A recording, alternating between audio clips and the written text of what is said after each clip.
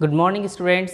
I am Vaibhav Gurjar from Bal Bharati Public School, your SST teacher. You are welcome again in your online classes. So today we will discuss about geography, your first chapter, resources. So let's start. First of all, what are resources? Basically, resources are the essential features of the environment which we get from the nature. Basically, resources are of two types. First is natural resources and second is human resources. Natural resources are like example air, water and soil, etc. So, on the basis of use, origin and functions, natural resources can be classified into different types, like based on level and development and use. They are actual and potential on the basis of origin, abiotic and biotic, based on stock, renewable and non-renewable, and on the basis of distribution they are ubiquitous and localized. So, what are actual resources? Basically actual resources are the resources जिनमें हमें पता लगता है कि हमारे पास जो है estimated कितनी अमाउंट है हमारे रिसोर्स की और हम उसको कितने समय तक यूज़ कर पाएंगे, वो हमें एक्चुअल रिसोर्सेज में पता लगता है। जबकि पोटेंशियल में क्या होता है, पोटेंशियल में हमें एग्जैक्ट वैल्यू नहीं पता होती है और ना ही हमें ये पता होता है कि हम कितने समय तक इसको यूज़ कर पाएंगे। क्यों? क्योंकि ये ऐसा होता है, हमारे पास जो टेक्नोलॉजी होती है उसको एक्सट्रैक्ट करने की या उसको यूज़ करने की, वो हमारे पास नहीं होती है। So on the basis of origin, resources are abiotic and biotic. Abiotic resources are non-living resources like air, land, water, whereas biotic are animals and plants.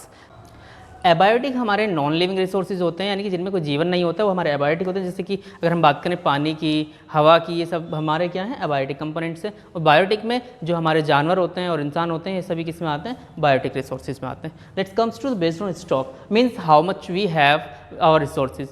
Resources are two type on the basis of stock. One is renewable and non-renewable. Renewable can be used again and again and they last long, whereas non-renewable can be used once and they cannot be replaced again.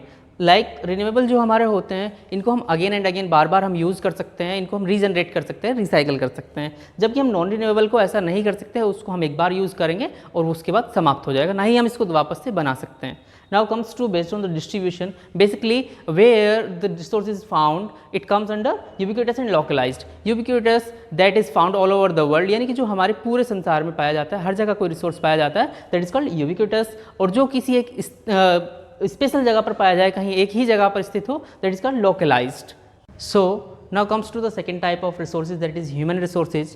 Basically so many resources are not natural, they are man-made, means human being transform them by using technology, skill and knowledge, and they are used a lot nowadays. Now comes to the resources of conservation. Basically to develop a country, or we can say when a country develop, they use so many resources, but if we use resources at that rate, they will end up at a time. Means कि जो हमारे human resources होते हैं, वो natural resources का use करके हम उसको ट्रांसफॉर्म करते हैं स्किल्स, कुछ स्किल्स जैसे कि टेक्नोलॉजी के साथ या अपने ज्ञान के साथ। और यदि हम किसी भी कंट्री को या किसी भी देश को डेवलप करेंगे, विकसित करेंगे, तो उसमें जो है ज़्यादा से ज़्यादा रिसोर्सेज हम यूज़ करते हैं। लेकिन अगर हम इसी स्पीड से इनको यूज़ करते रहें तो वो एक समय पर आकर ख़त्म हो जाएंगे, समाप्त हो जाएंगे। तो इसलिए हमें उनका यूज़ जो है उनको कंजर्व करना चाहिए, एक वाइजली तरीके से उनको हमें यूज़ करना चाहिए।